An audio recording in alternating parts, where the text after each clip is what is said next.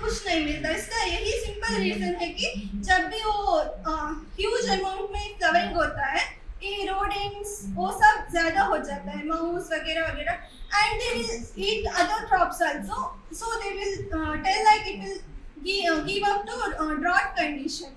यही प्रॉब्लम है। एक और जो हम कलेक्ट कर सकते हैं बैम्बू सीड को, पर उसका फर्टिलिटी सिर्फ 3 मंथ्स ओनली वो वायबल है। मतलब अगर आप 3 मंथ्स के अंदर सीड उगा के जो प्लांटिंग मटेरियल निकाल सकते हैं तो ठीक है, उसके बाद उसका ग्रोइंग वो लाइफ टाइम थोड़ा सा खत्म हो जाता है। वो एक मेन प्रॉब्लम है सीड स्टोरिंग में।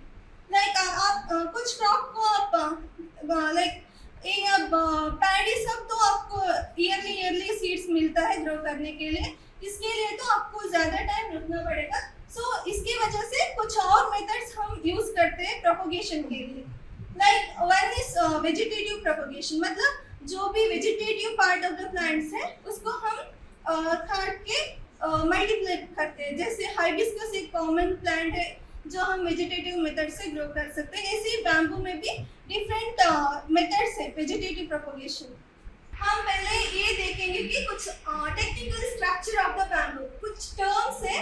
लाइक अभी आप पिक्चर में देख सकते हैं जिस पार्ट को हम टेक्निकल टर्म में क्या बोलते हैं। आपको ऑलरेडी रूटिंग पार्ट दिख रहा है। सो आप जब भी आप सॉइल में लगाते हैं, प्रॉपर रूटिंग मीडियम में लगाते हैं, आपको इजीली प्लांटिंग मटेरियल मिल सकता है। आप बाद में उसको कट करके मल्टीप्लिकेशन कर सकते हैं।